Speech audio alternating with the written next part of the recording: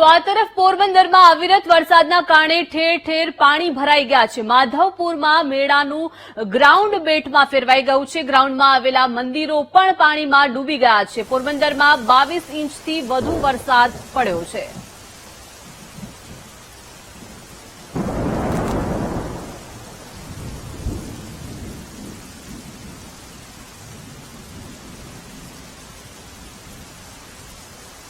સતત ભારે વરસાદના કારણે માધવપુર વિસ્તારમાં પાણી ભરાયા છે। આપ સીધા દ્રશ્યો જોઈ શકો છો। આ ઐતિહાસિક મેદાન છે જ્યાં માધવપુરનો મેળો યોજાય છે, પરંતુ હવે આ ચોમાસાની ઋતુમાં વરસાદી પાણી છે તે અહીંયા ભરાયા છે। મંદિર સહિતની જે અહીંયા જે વસ્તુઓ છે તે ડૂબી ગઈ છે। આપ સીધા દ્રશ્યો જોઈ શકો છો। અલગ અલગ મંદિરો છે તે ડૂબી ગયા છે। આ જ ગ્રાઉન્ડમાં જે ઐતિહાસિક મેળો છે તે યોજાય છે। દર વખતે સરકાર દ્વારા અહીંયા મેળો યોજવામાં આવતો હોય છે, પરંતુ ભારે વરસાદના કારણે ઉપરવાસમાં પાણી આવવાના કારણે અહીંયા જે પાણી છે તે ફરી વળ્યા છે। વરસાદી પાણી ફરી વળ્યા છે। લોકો ડૂબી જાય એટલા મોટા પ્રમાણમાં પાણી છે તે આ ગ્રાઉન્ડમાં ભરાયું છે।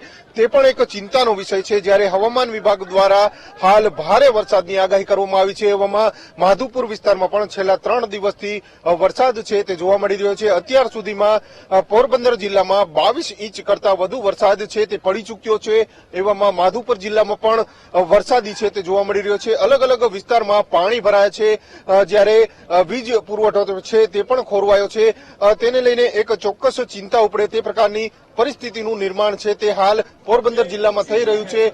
માધવપુરનું જે ઐતિહાસિક ગ્રાઉન્ડ છે તે પણ બેટમાં ફેરવાયું છે। પાણી ફરી વળ્યા છે, વરસાદી પાણી ભર્યા છે। હજુ પણ ઉપરવાસમાં ભારે વરસાદ છે, જેના કારણે આ તમામ પાણી છે તે આ માધવપુર ગામ ખાતે આવી રહ્યું છે અને અહીંયા પાણીનું સ્તર છે તે સતત વધી રહ્યું છે, જે ચોક્કસ ચિંતા છે તે જોવા મળી રહી છે। કેમેરામેન ધવલ સાથે ભાવેશ ચંદ્રવા, વીટીવી ન્યૂઝ, માધવપુર।